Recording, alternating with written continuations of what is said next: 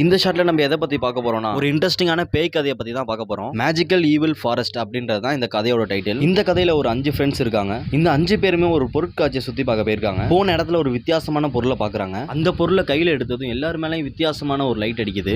என்ன இடம் இது, எங்களையா இங்க கூட்டு வந்தீங்க, எனக்கு என்ன நடக்குதுன்னே புரியல, நான் அதை தொட்டதுமே ரூம் ஃபுல்லா லைட் எரியுது அப்படின்னு அங்க இருக்க அட்மின்ட்ட ஒரு லேடி கேக்குறாங்க. அப்புறம் அட்மின் இந்த பொருளை அந்த பாக்ஸ்ல இருந்து யார் எடுத்தான்னு கேட்ட உடனே அப்புறம் அங்க இருக்க எல்லாரும் நாங்க யாரும் எடுக்கல, அதான் வந்து விழுந்துச்சுன்னு அந்த அட்மின்ட்ட சொல்றாங்க. அவங்க சுயநலத்துக்காண்டியும் அவங்க சக்திக்காண்டியும் 1920 ஒரு சயின்டிஸ்ட் கண்டுபிடிச்சிருக்காரு. அதுவும் இல்லாம அதை கண்டுபிடிச்ச உடனே அந்த சயின்டிஸ்டும் காணாம போயிட்டாங்கன்னு சொல்றாங்க. அதுவும் இல்லாம இந்த பொருள் எங்கள்கிட்ட 100 வருஷமா இருக்கு, இதுக்கு முன்னாடி இந்த மாதிரி லைட் எரிஞ்சு நாங்க யாரும் பார்த்தது இல்ல அப்படின்னு அங்க இருக்க எல்லாத்தையும் அந்த அட்மின் சொல்றாங்க. அப்ப நாங்க தொட்டவங்க மட்டும் ஏன் வித்தியாசமான ஒரு லைட் எரியுது அப்படின்னு அங்க இருக்க ஒரு லேடி கேக்குறாங்க. அது உங்களுக்கு தெரியணும்னா அதுக்கு முன்னாடி இந்த கியூபை பத்தி நீங்க ஃபுல்லா தெரிஞ்சுக்கணும். நீங்க 5 பேர் தானே அந்த பொருளை தொட்டீங்க, அதே மாதிரி இந்த கியூபையும் நீங்க 5 பேர் தொடுங்க அப்படின்னு அங்க இருக்க அட்மின் சொல்றாங்க. சரின்னு அங்க இருக்க 5 பேருமே அந்த கியூபை தொடுறாங்க.